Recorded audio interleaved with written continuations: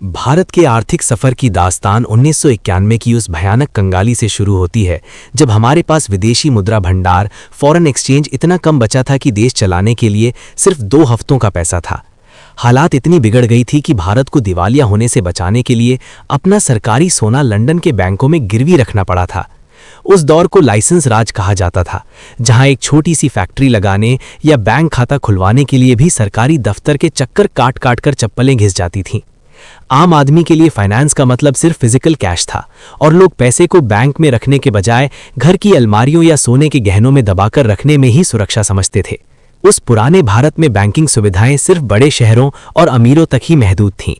एक आम किसान या मजदूर के लिए बैंक की चौखट तक पहुंचना भी एक सपना था।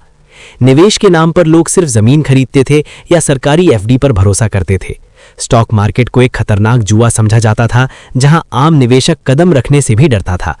पूरा सिस्टम धीमा था, भ्रष्टाचार का बोलबाला था और सरकारी फाइलों के बोझ तले दबा हुआ था, जिस वजह से देश की अर्थव्यवस्था की रफ्तार बहुत सुस्त थी।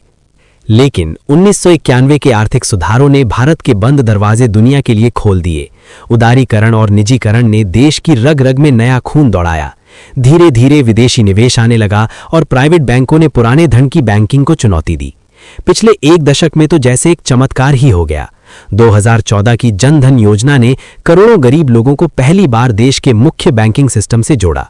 इसने उस बुनियादी ढांचे को मजबूत किया जिस पर आज का आधुनिक और डिजिटल भारत खड़ा है।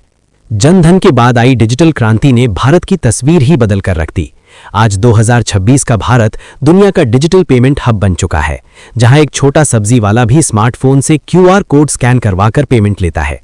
भारत के यूपीआई ने आज अमेरिका और चीन जैसे बड़े देशों को भी पीछे छोड़ दिया है। आज का युवा अब सिर्फ सोना खरीदने तक सीमित नहीं है, बल्कि वो मोबाइल ऐप्स के जरिए म्यूचुअल फंड्स और स्टॉक्स में निवेश कर रहा है। अब सरकारी सब्सिडी बिचौलिए नहीं खाते, बल्कि डायरेक्ट बेनिफिट ट्रांसफर के जरिए पैसा सीधे किसानों के बैंक खातों में पहुंचता है। भारत आज दुनिया की 5वीं सबसे बड़ी अर्थव्यवस्था बन चुका है और $5 ट्रिलियन के सपने की तरफ तेजी से बढ़ रहा है। कल का भारत जहां कर्ज मांगने के लिए दुनिया के सामने हाथ फैलाता था, आज का वही भारत अपनी डिजिटल ताकत और मजबूत बैंकिंग सिस्टम के दम पर पूरी दुनिया को निवेश के लिए आमंत्रित कर रहा है। ये सफर सिर्फ पैसों का नहीं, बल्कि हर एक हिंदुस्तानी के आत्मविश्वास और तकनीकी प्रगति का है, जिसने पुराने और नए भारत के बीच एक ऐसी मजबूत दीवार खड़ी कर दी है जिसे अब कोई पीछे नहीं धकेल सकता। लेटेस्ट अपडेट्स के लिए सब्सक्राइब बटन दबा देना। मिलते हैं जल्दी, तब तक के लिए टेक केयर।